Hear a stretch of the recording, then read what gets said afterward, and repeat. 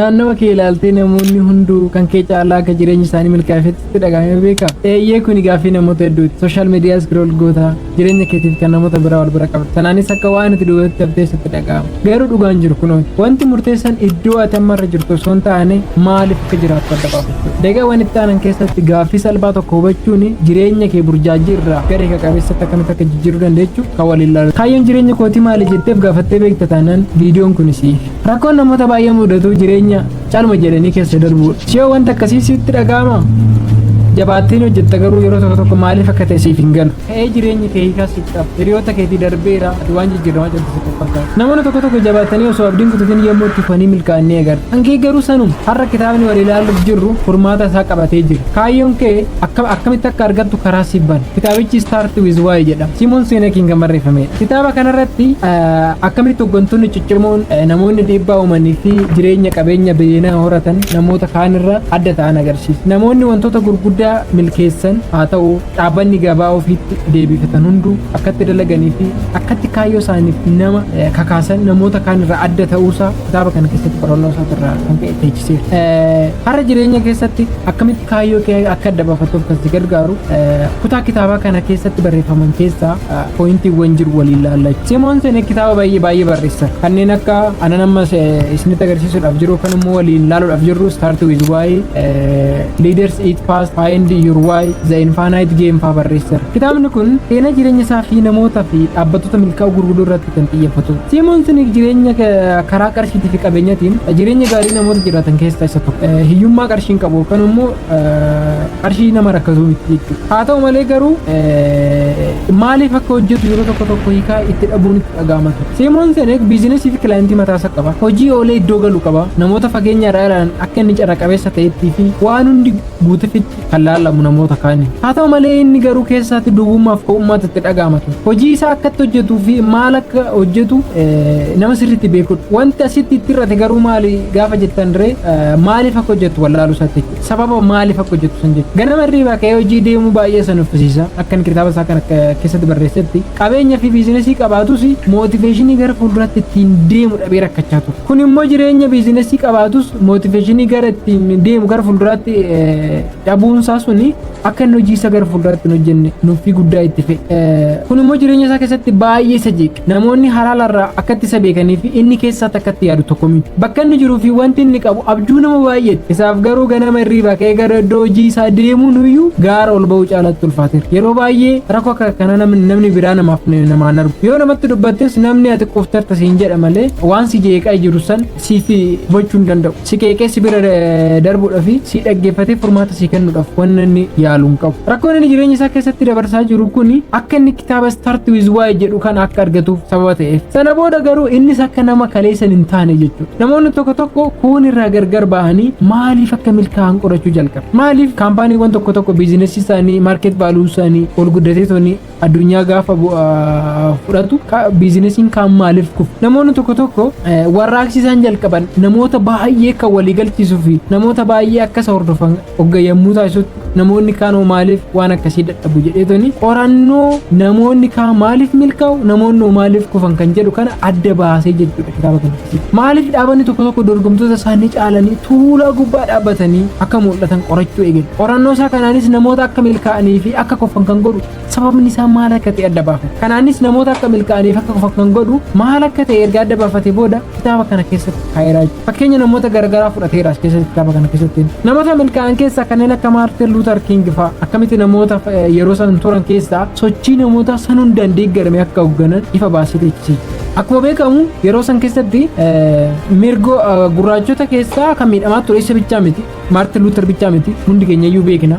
Afrikaanonni gurraachi baay'eedha kan achi keessatti miidhamaa turani. Garuu Maartin Luuter ani abjuun qaba. Abjuun ani qabu immoo boru addunyaa kanarratti namni naamusa isaatiin guyyaanitti itti murteeffamuun dhufa. Kalarii fuula isaatiin halluu fuula isaatiin osoo hin taane namummaa isaatiin hojii isaatiin guyyaan itti murteeffamuuf hin dhufa. Ani abjuun qaba jedhee dubbate jechuudha. Gaafa dubbii kana dubbatu gurraachota Afrikaa bicha miti kan isa duuba deemu. Adiin parsantii 50 oli kan isa faana ture. Kan inni riivoluushinii gochaa jiru warra adii irratti garuu warra adii irraallee deebisee deeggarsa argatee jiru. Kuni maal agarsiisa? Namoonni tokko namoota kaan irraa adda ba'anii maaliif akka milkaa'anii fi namoonni immoo waa jalqabanii kufanii argaman maaliin akka duubatti hafan kitaabni kun kan agarsiisudha jechuudha. Tokkoffaarratti kan wal ilaaltu discover your why kan jedhamu san jechuudha. Sababa waa hojjettuuf adda bafadhu. Maaliif kan jedhuuf deebii barbaadiif kan jedhu. Sababni fi kaayyoon ati wayii dalagdu akkasii taasisu maaliif? Yeroo sirriitti itti yaaddu sababni isaa maaltu si kaka? Isa adda baafadhu jedha. Maaliif ganamaan kaatee gara hojii deemi? Barataa soo taate maaliif baratta? Waanuma namoonni baay'een baratanii barattamu?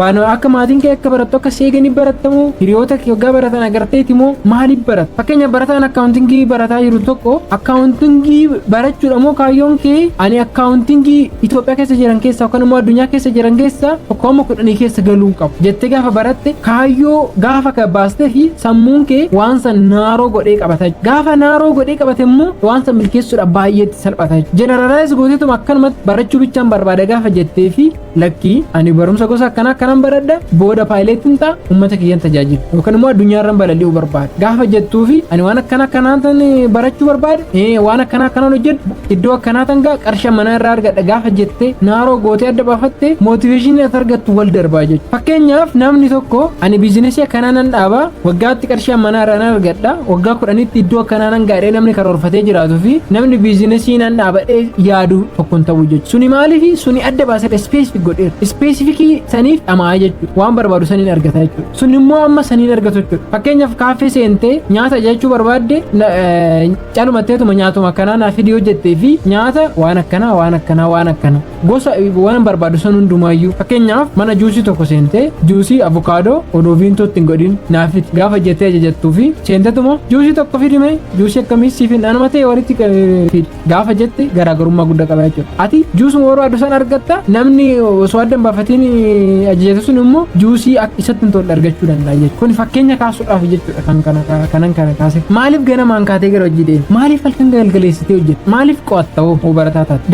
Daldalaa soo taate maaliif hojjetta? Maaliif waan hojjettu san kan hojjettu? Sababni kee guddaan maaliif? Deebii kanaaf yoo argatte akkaatii jabaattee itti fuftuuf duuba si dhiibaa jechuudha. Mootora sii ta'a. Yoo kufuudha akkaataa illee si jajjabeessa jechuudha. Simon Sinek what truly matters to you and your organization jedhee gaafii gaafata. Dhugumatti sii fi dhaabata keetiif maalii matters kan siif taasisu jedha. Seenaariyoo Steve Jobs yoo ilaalle deebii kana ni argan. Waa'ee Steve Jobs nama karaa irratti guddateedha. Nama kaampaanii Apple jedhamu nama dhaabedha. Bara 1885tti kaampaanii ofiif dhaaberraa ari'ame. Waan nama ajaa'ibudha. Sababni isaa immoo boordiin daayirektaroota isaaraa isaan muddachaa jiru injifachuudhaaf jecha Steve Jobs hojiirra ari'ame. Piroofitii short term irratti xiyyeeffachuu barbaadan jechuudha.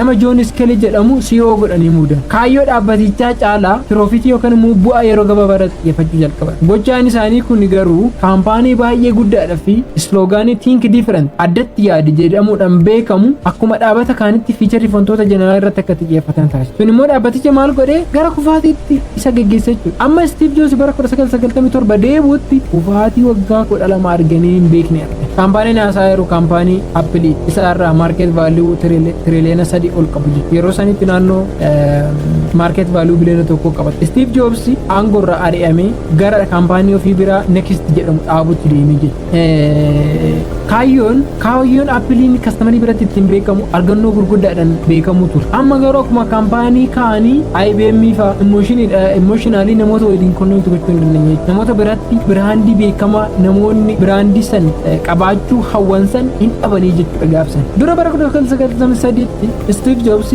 John Skelly namicha jedhamu kana dhaabbata Coca-Cola Pepsi irraa CEO godheetoni kan gara isaatti fide. Gara CEO godhee gaafa fidu maal jedheeni John Skelly bira dhaqee jireenya kee guutuu bishaan sukkaara walitti makame gurguraa jiraachuu barbaadamu ana waliin dhuftee addunyaa jijjiiruu irratti hojjechuu barbaadda jedhe. John Skellynis gaafii isaa kana fudhateetoni gara dhaabbata kanaa dhufe jechuudha. Asirratti wanti nuyi ilaaluu barbaachisoo jiraate John Skelly'n ekspertiisii korporeetii fidee dhufu malee istirateejii Jobbiin walitti bu'e jechuudha. Job nama innoveeshiniitti amanu nama mul'ataaf argannootti amanu. Skelly'n garuu istirateejii dhaabbataatti kan inni beeku. Jobs nama mul'ata guddaa qabu hojjettoota kaampaanii fi kastaamaroota waliin emotionally connection uumuudhaan argannoowwan computing industry keessa jiran akka maddu taasise akka burqaatti akka burqan taasise board directorota Apple garuu ilaalti Jobs kun akka jeeqamaa ta'etti ilaala stability miti namichi kun jedhanii isa shakkanii jechuudha kanarraa kan ka'e hojii irraa isa ari'an kun immoo kufaatii kaampaanichaaf fide Simon Sinek golden circle jedhee kan waamu dura maaliif kan jedhu irraa yoo jalqabne akkamitti fi maaltu hojjetamuu qaba kan jedhu salphaadha jedhee ama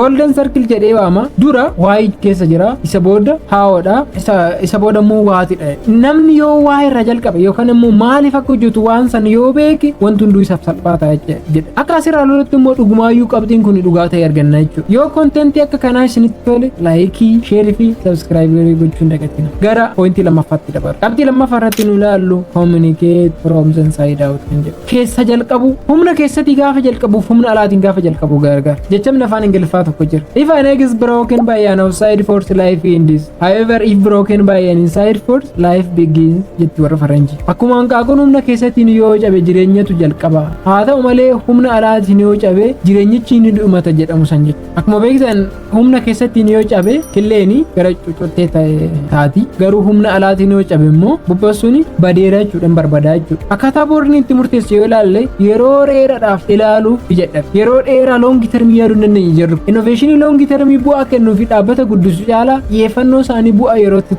xiyyeeffannoo isaanii kennan jireenya namoota baay'eetis akka kanaadha gammachuu yerootiif jedhanii jireenya isaanii gara fuulduraa ofitti dukkaneessu jechuudha gammachuu yerootiif jennee jireenya keenya gara fuulduraa ofitti dukkaneessuu irraa of eeguun barbaachisaadha Simon Sinek golden circle jechuun kan waamu mootiveeshinii guddisuu maaliif kan jedhu irraa yoo jalqabne kaayyoo keenya san galmaan ga'uu irratti parsantii guddaadhaan nu gargaara jechuudha dubbata boordiin kaampaanii Apple John Sculley jalatti kaayyoo dhaabbatichaatiif hojjechuu caalaa bu'aa yeroo gabaabaatti xiyyeeffachuun isaanii kufaatii guddaaf saaxilee sababa maaliif kan jedhu dursifachuu caalaa maal kan jedhu irraa jalqabuun isaanii maamiltoota duraan miira walitti dhufuu danda'an dhabaniiru Simon Sinek namni kan sirraa bitu meeshicha caalaa maaliif akka hojjetu yoo beekadha jedha ati daldala yoo taate kana baruu qabda jechuudha namni kan sirraa bitu nama piroodaaktii dhiyeessu yoo taate namni kan sirraa bitu piroodaaktii san caalaa maaliif akka hojjetu yoo beekadha jechuudha kanaaf isloogaaniin Apple we challenge status quo jedhanii toni isloogaanii gonogonachuun emotionally kastamarii hedduu akka argatan kan isaan gargaara dhuguma dubbachuuf namni opshinii baay'ee qabu